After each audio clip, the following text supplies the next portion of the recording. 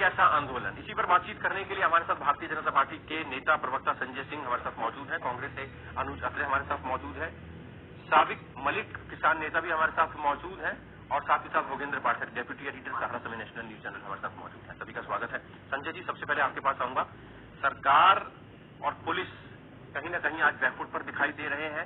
जिस तरीके से इस आंदोलन को पहले ही खत्म करना चाहिए था, पहले ही बातचीत के जरिए इसका हल निकाला जाना चाहिए था, अब वो नौबत यहां तक आ गई। सरकार ने कब हल निकालने की कोशिश नहीं की, सरकार ने कब मीटिंग में नहीं बुलाया, सरकार ने कौन सी बातें नहीं मानी।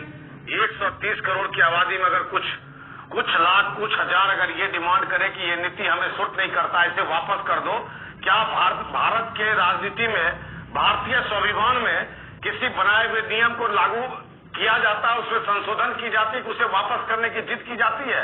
और अगर ये नियत सरकार कर देती, अगर ये नियत करने का कमजोर सरकार होती और इस दबाव में अगर ये कर दी होती, तो भारत में आने वाले 100 साल में एक भी कानून इस देश के अंदर नहीं बनता और न उस देश के अंदर कोई नियम पालन रह पाता। और आज संविधान का सबसे महत्वपूर्ण दिन है, आज हमारा 72वां गणतंत्र दिवस है और आज के दिन से ही हमारे देश का संविधान लागू हुआ था और आज के दिन ही मुगल आक्रांताओं की रणनीति, युद्ध नीति के तरीके से जिस तरह से दिल्ली को घेरा गया और दिल्ली के राज के गद्दी पर बैठे अरविंद केजरीवाल जिस तरह से दिल्ली भूमि का इस्तेमाल करने के लिए प्रोत्साहित करते रहे, उन्हीं आक्रांताओं की तरह देश के आज गरिमापूर्ण दिन के शुभ अवसर पर काला धब्बा लगाने का ये प्रयास किया गया। किसान के अंदर मां हृदय होता है और मां हृदय कभी भी ईंट पत्थर और इस तरह से आक्रांताओं जैसा व्यवहार नहीं कर सकता।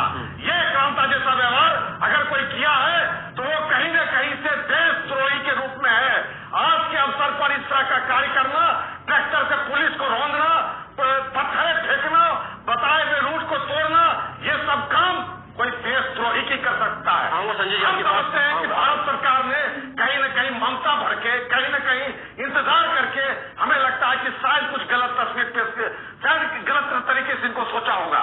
ये किसान के रूप में इतने देशद्रोही इसके अंदर मौजूद थे जिन्होंने आज अपना ये रूप दिखा दिया और विश्व पटल पर कोरोना की मार में वैक्सीन बनाने वाला हिंदुस्तान, पूरे विश्व को वैक्सीन सप्लाई करने वाला हिंदुस्तान के चेहरे पर काली पोतने का ये कार्य किया गया।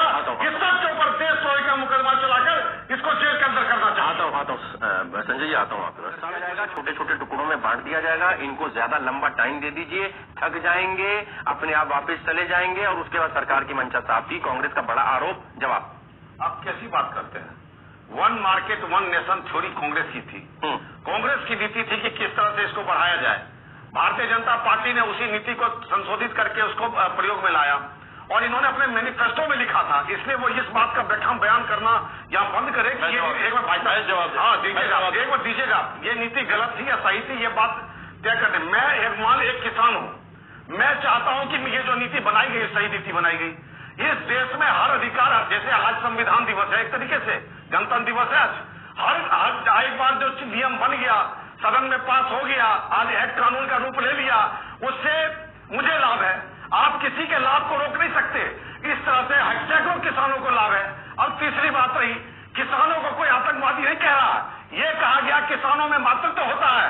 किसान के नाम पर मोदी सरकार को और देश की गरिमा को नीचे दिखाने के लिए सैकड़ों इस तरह से घुसपैठिया आक्रांताओं को घुसाकर आज गणतंत्र दिवस के दिन एक काला धब्बा लगाने का एक बेनतीजा प्रयास किया गया। चौथी बात, अगर कोई आदमी डिमांड करता है, टेबल टॉक करता है, कॉन्फ्रेंस में बैठता है, वो 10 बातें सुनता है, 10 बातें, 4 बातें मानता है, 5 बातें मानता है। कोई इस बात को लेकर कॉन्फ्रेंस में नहीं बैठता है कि हम ये बात नहीं मानेंगे, कानून वापस करो। अगर कानून वापस करने की बात होती है, उसकी जिद होती है, तो उसे किसी समझौता टेबल पर बैठने की आवश्यकता नहीं होती है। समझौता टेबल पर आवश्यकता यह होती है कि कुछ हम मानेंगे, कुछ आप मानिए, और ऐसी परिस्थितियों का निर्माण कभी नहीं हुआ। मैं एक सवाल करना चाहता हूं, अगर 70 साल से किसान की नीति इतनी अच्छी थी तो किसानों का आय इतना कम क्यों था? अगर एक एक्सपेरिमेंट किया गया और अगर इस एक्सपेरिमेंट से फायदा नहीं होता, आज ही कांग्रेस की सरकार, ये तो प्रजातंत्र है, आज कोई है कल कोई रहेगा, वो आती हटा देती। इस तरीके से दिल्ली के भारत की राजधानी पर, इस भारत की राजधानी के अंदर रोड के ऊपर इस तरह से नाटकीय तमाशा करके हिंदुस्तान को विश्व पटल पर बेइज्जती और बदनाम करने का एक चलिए आऊंगा आपके पास। जो यहाँ पर पिछले 2-3 घंटे में तस्वीरें हालात पेश कर रही हैं, हालात बयां कर रही हैं, आगे किस तरीके से निपटेगी सरकार? देखिए, मजबूत सरकार की पर्यायवाची है भारतीय जनता पार्टी की सरकार। इस बात को मैं स्पष्ट कर देना चाहता हूं। हमारी पार्टी किसान के नीति पर बिल वापस होने जैसी कोई बात नहीं है। बिल वापस तो हो नहीं सकता, क्योंकि इस बिल बनने के बाद इससे बहुत लोग लाभार्थी भी हैं और किसी का हक को नहीं मारा जा सकता। ये सुप्रीम कोर्ट भी ये बात कहती है। बिल बनने के उपरांत बिल वापसी की कोई बात नहीं है। किसानों के साथ जरूर बहुत अच्छे किसान नेता हैं जो इस बात पर समझौता करने को, अपना विषय रखने को कि यहाँ सुधार किया जाए, और एक गंभीर परिचर्चा होगी, गंभीर बैठक होगी। तब तक ये गंभीर बैठक नहीं होगी जब तक जिद की ये प्रकाष्ठा, हठधर्मी की ये प्रकाष्ठा किसानों की तरफ से रहेगा।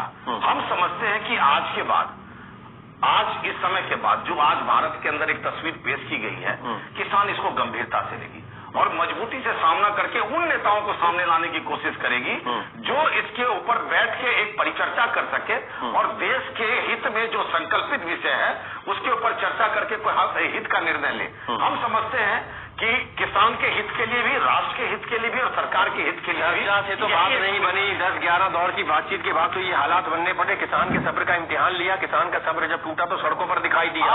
आप फिर कह रहे हैं कि फिर चर्चा होनी चाहिए। आप इसको अभी किसान के तरीके से ना देखें, हम इसको हठधर्मिता के तरीके से देखते हैं। इनका कहना है जी मुझे कुछ नहीं सुनना, मुझे तो चारों बिल वापस करो, एमएसपी हमारे हिसाब से दो, ठीक है ना। किसान कह रहे हैं कि सरकार की हठधर्मिता है, आप कह रहे हैं किसानों की हठधर्मिता है। सरकार कभी हठधर्मिता नहीं होती है।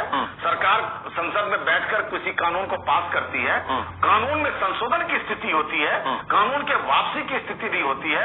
और ये सरकार, भारतीय जनता पार्टी की सरकार, राष्ट्र हित की बात सोचने वाली राष्ट्रवादी सरकार कभी भी इस मुद्दे पर जाके कोई इस तरह का समझौता करेगी ऐसा हमें कहीं से संभव ही प्रतीत होता है। भाई देश के हित की बात है, किसानों के हित की बात है मात्र, और कहे जी भाई ये कानून हटाओ, ये काला कानून है, देशद्रोही कानून है, ये हक को मारता है। 3 तलाक खत्म किया गया। सरकार ने सारे कठोर फैसले लिए, जिस फैसले पर कुछ लोग ने आधिपत्य जमाकर समाज के ऊपर वो एक तरीके से रूल कर रहे थे, कहीं न कहीं से बिहाइंड द स्क्रीन थे वो।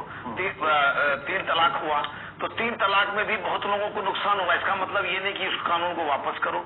उसके बाद एनआरसी सीए का देखिए, आप एक चीज देखिए, एनआरसी सीए से शुरू हुआ एक मोडस ऑफ ऑपरेंडी कि हमको किस तरह से रोड घेरना है। रोड घेरने के बाद सरकार जब नहीं मानेगी, हम अपनी बात करें, वहां भी यही कहा जा रहा था कानून वापस करो, और हमारे कांग्रेसी मित्र उससे भी काला कानून ही कह रहे थे। वो भी इस तरह का हुआ और वो जाके लड़ाई झगड़ा में अंत में क्या हुआ, वो आप दिल्ली के अंदर क्या बना, और वहां भी अरविंद केजरीवाल सपोर्ट कर रहे थे, क्योंकि अरविंद केजरीवाल को आज के तारीख में राष्ट्र से मतलब नहीं है, उनको मोदी के विरोध से मतलब है, और मोदी के विरोध की राजनीति के वो अग्रणी नेता बनना चाहते हैं कांग्रेस की विफलता के बाद। उसके बाद अभी आ जाइए चौथे विषय पर, किसान कानून आया। किसान कानून आया तो किसान कानून के बाद ये भी आके कि जी इस कानून को वापस लो। अरे आप इस बात को समझिए, जब 7% से 10% ही पूरे अनाज को, बहुत समझने की आवश्यकता है, अनाज को खरीदी जाती है सरकार के द्वारा, तो 90% अनाज कौन खरीदता है? जरूर कोई ना कोई आढ़ती होगा बीच में, कोई ना कोई डीलर होगा, ब्रोकर होगा, और जो अनाज खरीदता होगा, पंजाब के किसान बिहार जाकर भी अनाज खरीदते हैं, बंगाल ये उत्तर प्रदेश जाकर भी अनाज खरीदते हैं। इसके अंदर पूरी एक इकोनॉमी होगी, और उस इकोनॉमी के तहत किसान को बांध दिया गया, हम आजादी करेंगे। इनकी हम एक बात का जवाब और देना चाहते हैं, चूंकि हम एक इंटरनेशनल मीडिया पे बैठे हुए हैं, और उसमें कुछ बोल देना और उसका जवाब न मिलना कहीं न कहीं से गंभीरता को कमजोर करता है। इन्होंने कहा कि मक्का का, मैं आपको सूचित कर देना चाहता हूं कि मोदी सरकार से आने से पूर्व मक्का की कीमत 350 से लेकर 400 तक थी। आज के डेट में मक्का की कीमत 900 है, जिसको ये 700 बता रहे थे। 900 सवा 900 है। और दूसरी बात, मक्का को नेचुरल प्राकृतिक ऊर्जा उत्पादन के लिए पहले हमारे यहाँ से खरीद के चाइना और अमेरिका ले जाता था, और वो प्राकृतिक ऊर्जा का उत्पादन करता था। भारत सरकार ने, मोदी सरकार ने प्राकृतिक ऊर्जा उत्पादन में मक्का को श्रेष्ठतम स्थान पे रखा है, और उस मक्के के लिए ही बाहर से भी इंपोर्ट कराया जा रहा है, और यहाँ के मक्का को भी यहाँ रखने की व्यवस्था की जा रही है। मैं ये टेक्निकल सवाल था, इसलिए इसका जवाब देना उचित समझा। उसके बाद जो आज ये किसानों का चल रहा, हमें एक बार भी, आप तो पत्रकार हैं, कभी भी किसानों ने ये कहा कि हम इस पॉइंट पर गलत है, ये पॉइंट गलत है। उन्होंने एक ही चीज कहा, एक मिनट भाई साहब, उन्होंने एक ही चीज कहा, उन्होंने एक नहीं है कि हमारी सरकार ने मक्का पे इम्पोर्ट ड्यूटी 50% से घटा के 15% क्यों कर दी? कारण आपने क्यों किया? हमारे देश का किसान का मक्का नहीं, आप क्या हमारे देश के किसान मक्का पैदा नहीं कर, आप उनका मक्का बिक नहीं, और आप